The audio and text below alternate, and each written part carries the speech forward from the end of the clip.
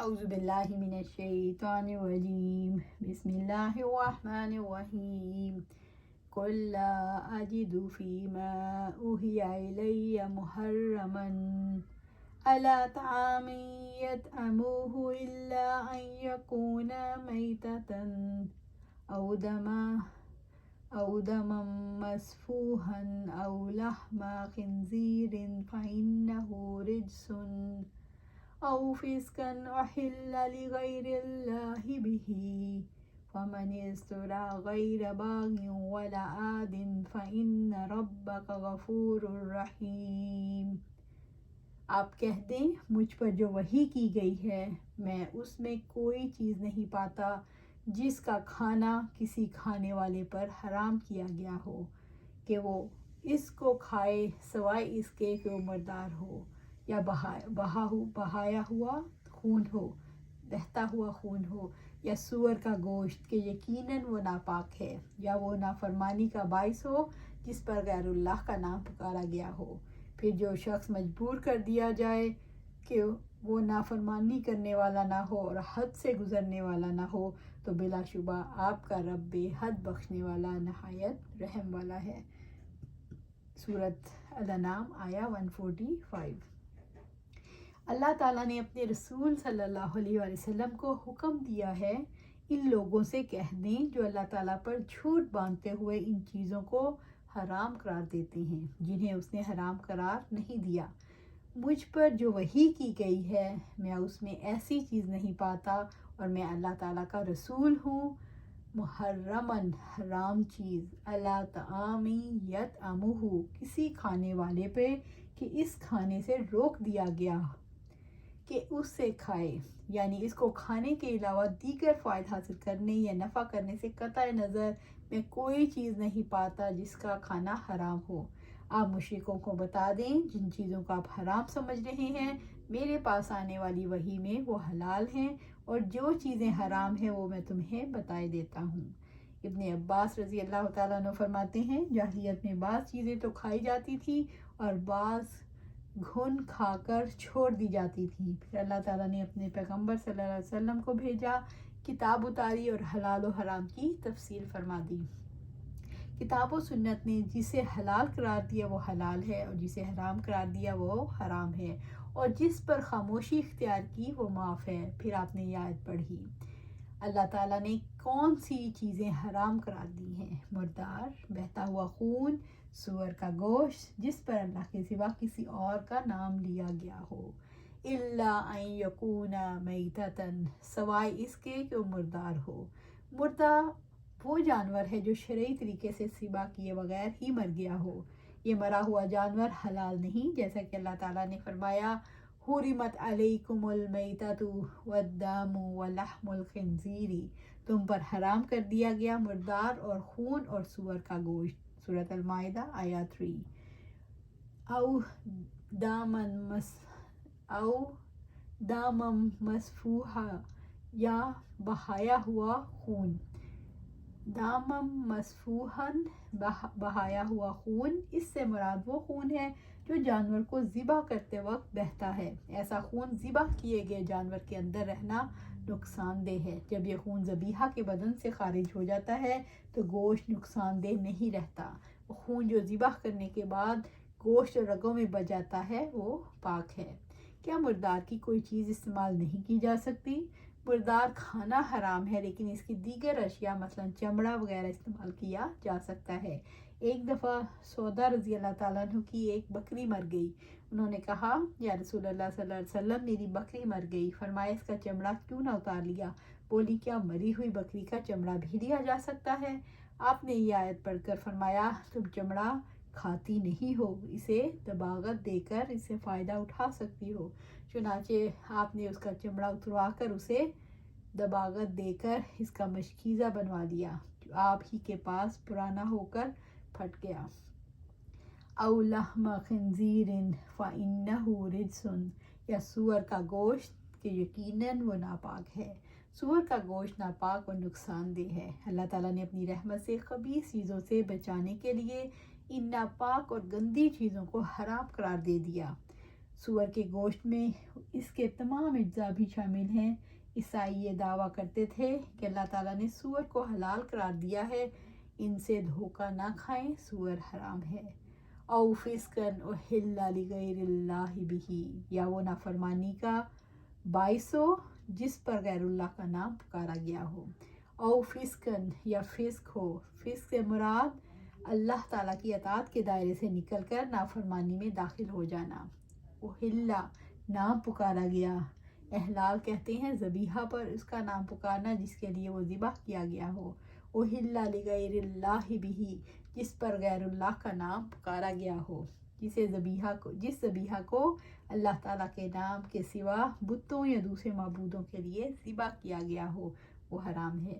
فمن استری غیر باغ ولا عاد فإن ربک غفور رحیم، پھر جو شخص مجبور کر دیا جائے وہ نافرمانی کرنے والا نہ ہو اور حد سے گزرنے والا نہ ہو تو بلا شبہ آپ کا رب بے حد بخشنے والا نہایت رحم والا ہے۔ فمن استری، پھر جو شخص مجبور کر دیا جائے، جو بھوک کی شدت سے بےتاب ہو اور اسے کھانے کے لیے کچھ نہ ملے اور اسے اپنی جان کا خوف ہو تو ضرورت کے بقدر حرام چیز میں سے کھا سکتا ہے، لیکن نہ ضرورت کی حد سے آگے بڑھے اور نہ لذت کا طلبگار ہو۔ غیر باغ، نافرمانی کرنے والا نہ ہو، یعنی اضطراری حالت کے بغیر کھانے کا ارادہ نہ رکھتا ہو، ولا عاد، اور حد سے گزرنے والا نہ ہو۔ اس سے مراد یہ ہے کہ ضرورت کے دائرے کے اندر کھا رہا ہو، صرف اتنا کھا رہا ہو جس سے زندگی بچ جائے، اس سے زیادہ نہ کھا رہا ہو تو کوئی حرج نہیں۔ فَإِنَّ رَبَّكَ غَفُورٌ رَحِيمٌ، تو بلا شبہ آپ کا رب بے حد بخشنے والا نہایت رحم والا ہے۔ اگر کوئی ان حرام چیزوں کے استعمال پر مجبور ہو اور نافرمانی نہ کرے اور نہ حد سے گزرے تو آپ کا رب ان کے حرام استعمال کرنے کے گناہ کو بخشنے والا، غفور، اور اس گناہ کی معافی دے کر نرمی کرنے والا، رحم والا، رحیم ہے۔ کیا اس آیت کریمہ میں جن حرام چیزوں کا ذکر ہے اس کے سوا کچھ بھی حرام نہیں؟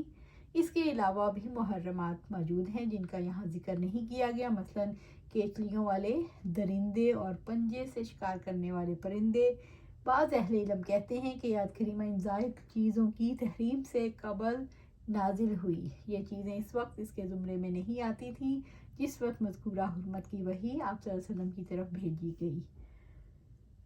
وَعَلَى الَّذِينَ هَادُوا حَرَّمْنَا كُلَّ ذِي ظُفُرٍ وَمِنَ الْبَقَرِ وَالْغَنَمِ حَرَّمْنَا عَلَيْهِمْ شُحُومَهُمَا إِلَّا مَا حَمَلَتْ ظُهُورُهُمَا أَوِ الْهَوَايَا أَوْ مَا اخْتَلَطَ بِعَظْمٍ ذَلِكَ جَزَيْنَاهُمْ بِبَغْيِهِمْ وَإِنَّا لَصَادِقُونَ، اور ان لوگوں پر جو یہودی بن گئے اور ہم نے ہر ناخن والے جانوروں کو حرام کر دیا تھا، اور گائیوں اور بکریوں میں سے ہم نے ان پر ان دونوں کی چربیاں حرام کر دیں سوائے اس کے جو ان دونوں کی پیٹھوں یا انتڑیوں نے اٹھایا ہو، جو کسی ہڈی کے ساتھ ملی ہو، یا ہم نے انہیں ان کی سرکشی کی وجہ سے سزا دی تھی، اور بلا شبہ یقیناً ہم ہی سچے ہیں۔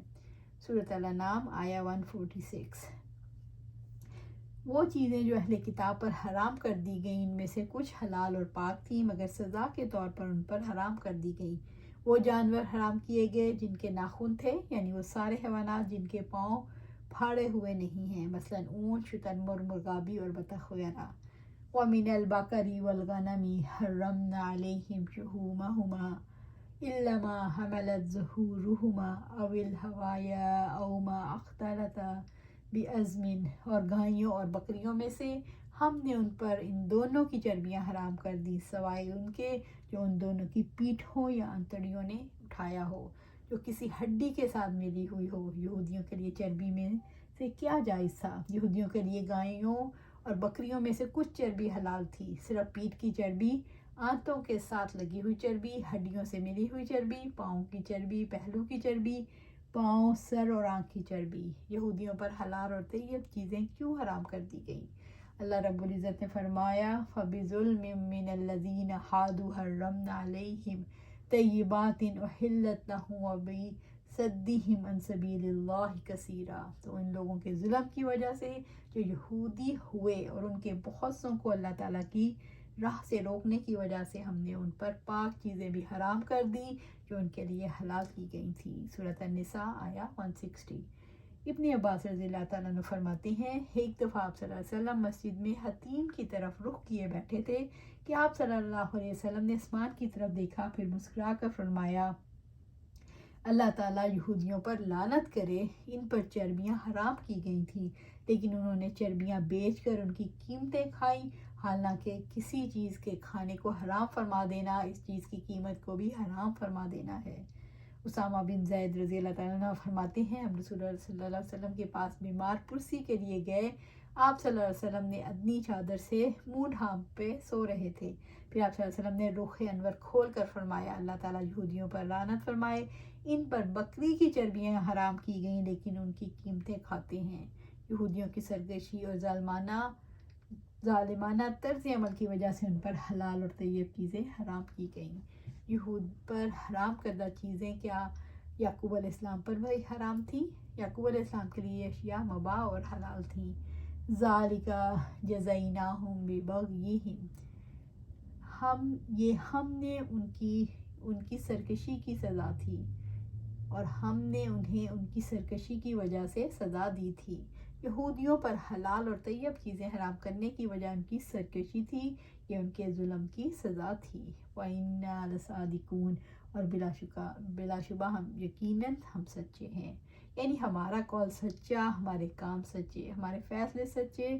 اللہ تعالیٰ سے بڑھ کر سچی بات کرنے والا اور سچے فیصلے کرنے والا کون ہو سکتا ہے؟ رب العزت نے فرمایا وَمَنْ أَصْدَقُ مِنَ اللَّهِ حَدِيثًا، اور اللہ تعالیٰ سے زیادہ بات میں سچا اور کون ہے؟ سورۃ النساء آیا 87۔ وَمَنْ أَصْدَقُ مِنَ اللَّهِ قِيلًا، اور اللہ تعالیٰ سے زیادہ کون بات میں سچا ہے؟ سورۃ النساء آیا 122۔ نبی صلی اللہ علیہ وسلم نے فرمایا، ابن عباس رضی اللہ عنہ سے روایت ہے کہ آپ صلی اللہ علیہ وسلم جب رات میں تہجد کے لیے کھڑے ہوتے تو یہ دعا کرتے تھے، اے اللہ تیرے ہی لیے تمام تعریفیں ہیں، تو آسمان اور زمین ان میں موجود تمام چیزوں کا نور ہے، تیرے ہی لیے تمام تعریفیں ہیں، تو حق ہے، تیرا وعدہ حق، تیرا قول حق، تجھ سے ملنا حق، جنت حق، دوزخ حق، قیامت حق، انبیاء حق، محمد صلی اللہ علیہ وسلم کے حق فیصلہ تیرے سپرد کیا، پس میری اگلی پچھلی خطائیں معاف کر، وہ بھی جو میں نے چھپ کر کی، تو ہی سب سے پہلے ہے اور تو ہی سب سے میں ہے، صرف تو معبود ہے اور تیرے سوا کوئی معبود نہیں۔ اللہ سبحانہ تعالیٰ سے دعا ہے کہ ہمیں بھی اللہ سبحانہ تعالیٰ توفیق دے کہ تہجد میں ہم بھی یہ دعا پڑھیں۔ کیا تھی دعا؟ اللہم لک الحمد انت نور السماوات والارض ومن فیہن ولک الحمد انت قیم السماوات والارض ومن فیہن ولک الحمد انت الحق ووعدک الحق وقولک حق ولقاؤک حق والجنات حق والنار حق والساعۃ حق والنبیون حق ومحمد حق۔ اللہم لک اسلمت وعلیک توکلت وبک آمنت وعلیک انبت وبک خاصمت وعلیک حاکمت فاغفر لی ما قدمت وما اخرت وما اسررت وما اعلنت انت المقدم وانت المؤخر لا الہ الا انت او لا الہ غیرک۔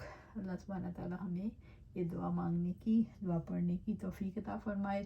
اللہ تعالیٰ سے دعا ہے کہ ہمیں ہر حلال و حرام